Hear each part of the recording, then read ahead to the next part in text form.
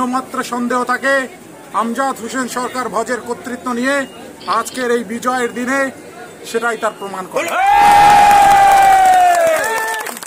এই বিজয়ের অংশীদার সকল উপজেলাবাসী, আমি সকলকে ধন্যবাদ জানাই যারা এই নির্বাচনে অংশগ্রহণ করেছে, বিশেষ করে আমার সমর্থক গোষ্ঠী, এবং যারা আমাকে ভোট প্রদান করেনি তাদেরও আমি প্রতিনিধিত্ব করব।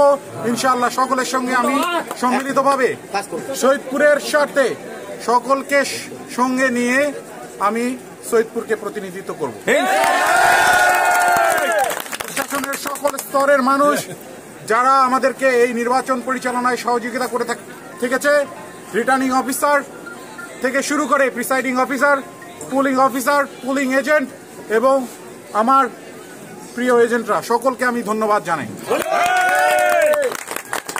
আমরা সকলে শহীদপুরের উন্নয়নের সাথে একসঙ্গে কাজ করব, আর কোনো বিধি নিষেধ লঙ্ঘন হয় এমন কোনো কর্মকাণ্ড আমরা করব না।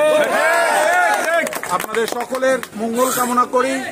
আপনারা সকলে আমার জন্য দোয়া করবেন যাতে করে আমি আপনাদের পাশে আমার বাবার মতন আস্তে আস্তে দাঁড়াতে পারি। আপনারা ভালো থাকেন, সুস্থ থাকেন। আসসালামু আলাইকুম।